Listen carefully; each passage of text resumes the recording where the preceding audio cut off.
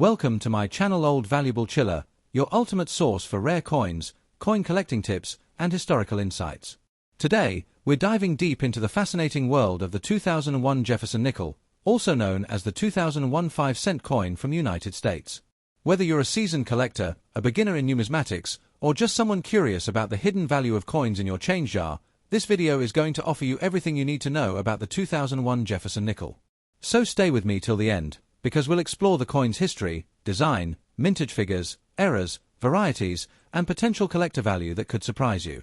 The 2001 Jefferson nickel is part of the long-running Jefferson nickel series, which began in 1938. Named after Thomas Jefferson, the third president of the United States and the principal author of the Declaration of Independence, the Jefferson nickel has remained a staple of American coinage for decades. The 2001 issue continues the tradition of featuring a left-facing portrait of Jefferson on the obverse, designed by Felix Schlag.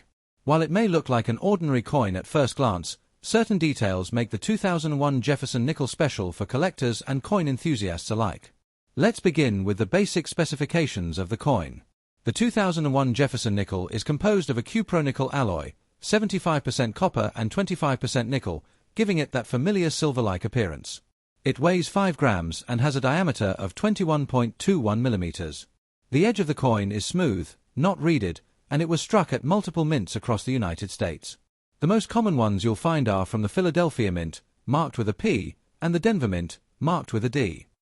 There were no proofs struck at the San Francisco Mint for circulation, but proof versions were produced for collectors.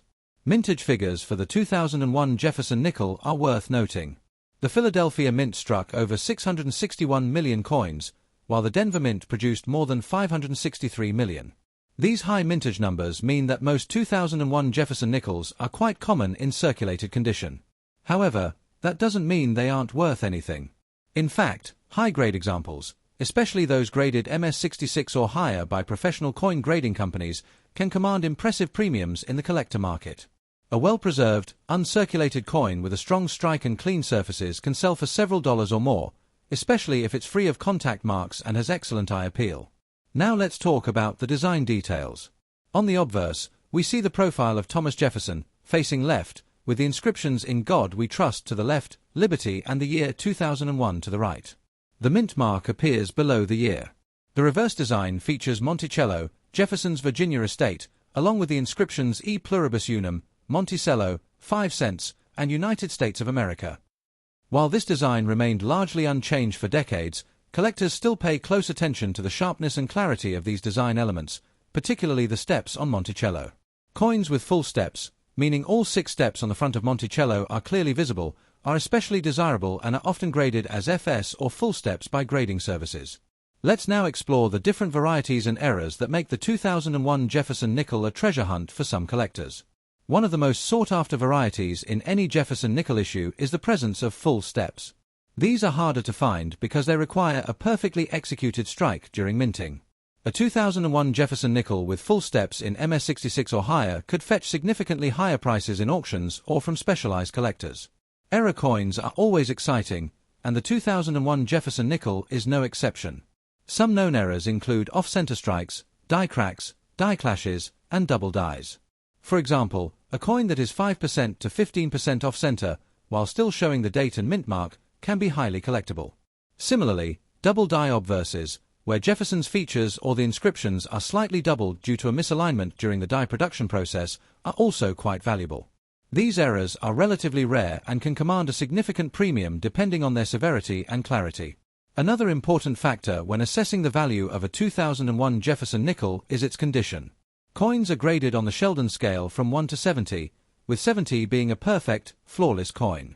Most 2001 nickels found in circulation will grade somewhere between VF, very fine, and AU, about uncirculated, but uncirculated examples in mint state, MS60, MS70, are much more desirable.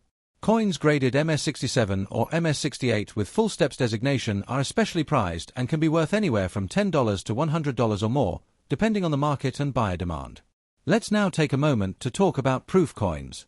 The San Francisco Mint struck special proof versions of the 2001 Jefferson nickel intended for collectors. These coins were not released into circulation and were sold in proof sets. Proof coins are struck using specially polished dies and planchets, resulting in mirror-like surfaces and sharp design details. A proof 2001's Jefferson nickel in PR69 or PR70 deep cameo condition can be worth a good premium. While most proof coins were well preserved by collectors, finding one in perfect condition still adds value. Many collectors ask, should I keep or sell my 2001 Jefferson nickel? The answer depends on a few key things: condition, rarity, errors, and demand. If you have a well-worn example with no visible errors or unique features, it may be worth only face value. But if you have a high-grade uncirculated or proof coin, or one with a notable error, it might be a good candidate for grading or sale. Always store your valuable coins in protective holders to prevent damage, and avoid cleaning them, as that can significantly reduce their value. Coin collecting is not just about profit, it's also about preserving history. The 2001 Jefferson nickel may seem like a simple coin, but it represents a chapter in American history, and every little detail, design, minting, and condition tells a story. For collectors, every Jefferson nickel is a potential treasure, and the hunt for rare varieties, mint errors, or pristine examples is what makes the hobby so exciting. Before we wrap up, let's quickly summarize what makes the 2001 Jefferson nickel worth paying attention to. First, check for mint marks and look for coins from the Philadelphia or Denver mints. Then, assess the condition, especially for uncirculated examples or coins with full steps. Next, examine the coin for any errors like die cracks, off-center strikes, or doubling. Finally, if you have a proof coin, especially one in high grade, you might be holding on to something quite special.